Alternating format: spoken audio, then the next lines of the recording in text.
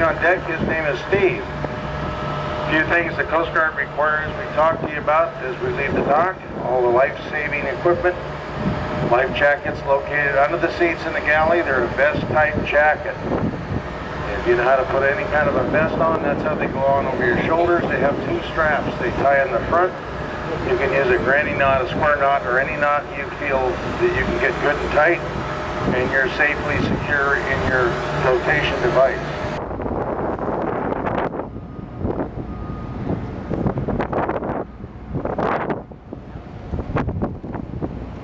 Two ships we have in port today, the Dawn Princess, the one we were underneath there, and 7-day trips to the Mexican Riviera with stops in Cabo San Lucas, Mazatlan, and Puerto Vallarta. The Carnival Spirit does an 8-day trip. Also over there is the old ferry boat Berkeley from San Francisco, and an old World War II Russian sub. That is the nuclear aircraft carrier base. Now there's a tanker and a supply ship. The tanker is the Yukon. I'm not sure the supply ship name.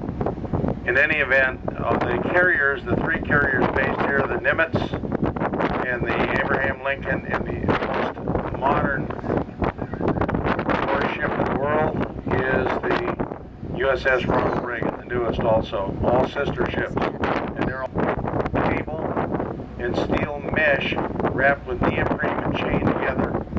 That is to stop any type of terrorist type vessel from getting close enough to carriers to have another incident like they had with the USS Cole. That's Harbour. That was man-made peninsula over there. They dredged out San Diego Bay to accommodate the carrier.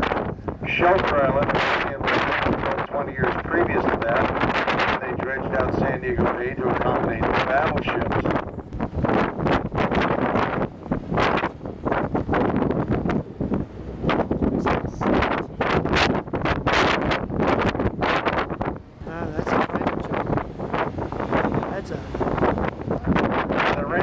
Going in the water off to the left is where they used to launch the seaplanes.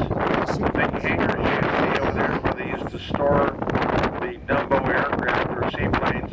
This piece of water that we're traveling is actually the takeoff and landing strip for those aircraft. Those big seaplanes were used to track down and destroy submarines. Would hold up by sight. They'd see a submarine either on the surface or periscope depth, and they would fly over and roll up. And then the sailors would offload on those catwalks. The first set of catwalks is gone here. The next one you can see is pretty well dilapidated. Point Loma runs roughly north and south. It's about 5 miles long.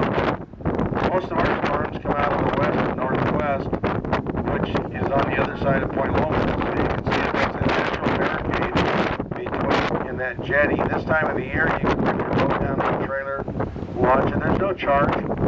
In San Diego, there's no wait this time of the year. You go out fishing in the bay.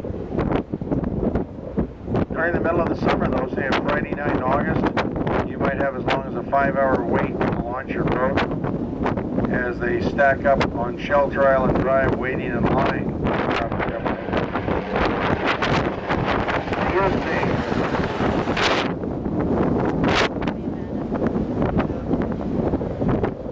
Quite a difference when you're trying to do work.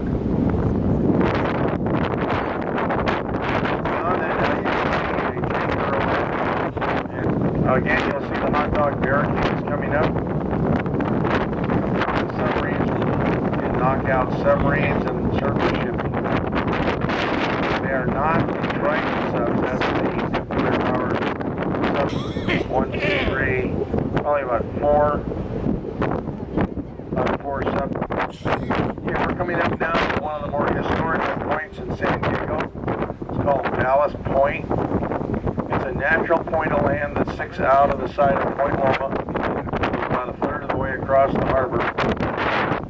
You can see the Coast Guard cutter Petrel back on the inside, and that's the Coast Guard Sea Rescue Station, which is back almost where we left from there.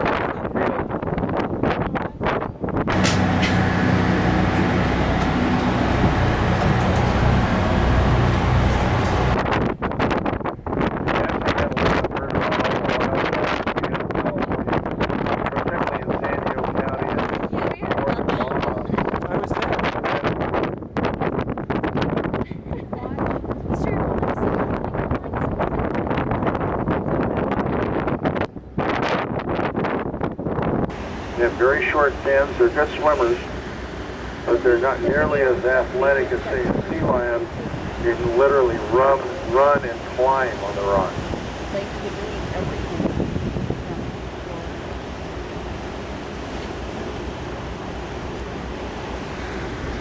Wow. Yeah. It's literally covered in seals. You can go and you go snorkeling with them. Wait, there's nothing else. I want tropical. On the other side. They move like quick. The water the first hour or so, you'll catch enough to survive the day. In the last hour, around about 6 o'clock tonight, you'll go back in the water, catch enough to eat, survive the night, go back up and lay on the rocks. So it's not really too difficult a life for the animals that are out here. There are some beautiful seascapes throughout the islands where the waves will crash in on the rocks. This is the lee side or flat, calm side of the island. And even still, you'll get some real pretty areas for photos.